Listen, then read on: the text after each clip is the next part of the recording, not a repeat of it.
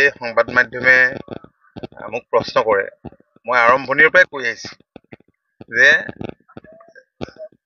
যি বাই ইলেকশ্যন হ'ব 5টা বিধানসভা সমষ্টিত, সেই বাই ইলেকশ্যনত আমি আটাইকেইটা সমষ্টিতে জয়লাভ কৰিম। ইতিমধ্যে কেইবাটাও সমষ্টিৰ ৰিজাল্ট ফলাফল বাহিৰ হ'ল, ওলাল। বঙাইগাঁৱততো বহুত ভোটত জিকিছে, আপোনালোকে দেখিছে, বিহালীত জিকিছে, আৰু বাকী কেইটাও এতিয়া জিকাৰ পূৰ্ণমাত্ৰাই সম্ভাৱনা আছে। কাউণ্টিং যিটো গতিত কাউণ্টিঙৰ ৰিজাল্ট শেহতীয়াকৈ আমি লাভ কৰিছো। মই মাননীয় মুখ্যমন্ত্ৰী ডক্টৰ হিমন্ত বিশ্ব শৰ্মা ডাঙৰীয়াক বিশেষভাৱে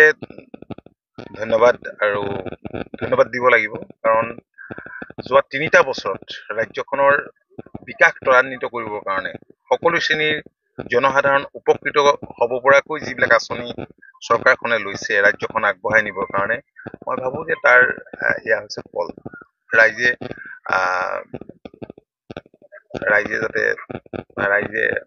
আৰু সেইবাবেই আমাৰ মিত্ৰ দলক ভোটদান কৰিছে।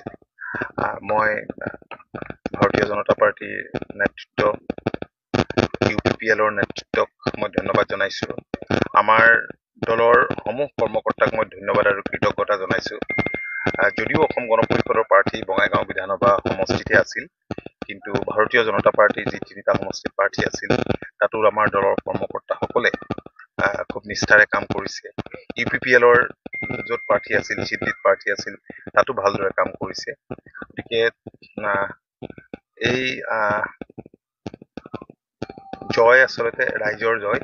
ৰাইজে দেখিছে যে পৰিৱৰ্তন কিদৰে ৰাজ্যখনত হৈছে, আৰু যিহেতু মূল 26ৰ নিৰ্বাচনলৈ বেছি দিন নাই, নিশ্চিতভাৱে ইয়াৰ প্ৰভাৱ 26ত পৰিবই। সামগ্ৰী ৰখিবলৈ কৈছোৱে, কাৰণ বিৰোধী দলৰ এতিয়া কি কাম আছে। চামগুৰিত আপোনালোকে জানে যে দীৰ্ঘদিন ধৰি ৰকিবুল হুছেইন ডাঙৰীয়া MLA হৈ আছে। মই তাতো কৈছো এই কথাখিনি। 25 বছৰ, ইমান বছৰ, 5টা টাৰ্ম MLA থকাৰ পাছত সমষ্টিটোৰ ৰাস্তা পদূলিকে ধৰি অন্যান্য যিবোৰ সমস্যাৰ কথা সমষ্টিবাসীয়ে কয়, সমষ্টিবাসীয়ে পৰিৱৰ্তন বিচাৰিছে, আৰু সেই পৰিৱৰ্তন অৱশ্যম্ভাৱী বুলি মই ৰাজহুৱাকে এই কথা ঘোষণা কৰিছিলো, আৰু কৈছিলো যে এইবাৰ ৰকিবুল হুছেইনৰ যি স্বৈৰাচাৰ, যি গুণ্ডাৰাজ, এই গুণ্ডাৰাজৰ অৱসান ঘটিব। মই অসমৰ মাননীয় মুখ্যমন্ত্ৰী ডক্টৰ হিমন্ত বিশ্ব শৰ্মা ডাঙৰীয়াক ধন্যবাদ জনাইছোঁ, অভিনন্দন জনাইছোঁ। ভাৰতীয় জনতা পাৰ্টীৰ ৰাজ্যিক সভাপতি ভৱেশ কলিতা ডাঙৰীয়াক অভিনন্দন জনাইছোঁ। আৰু আমাৰ প্ৰাৰ্থীকে ধৰি কেইগৰাকী প্ৰাৰ্থী জিকাত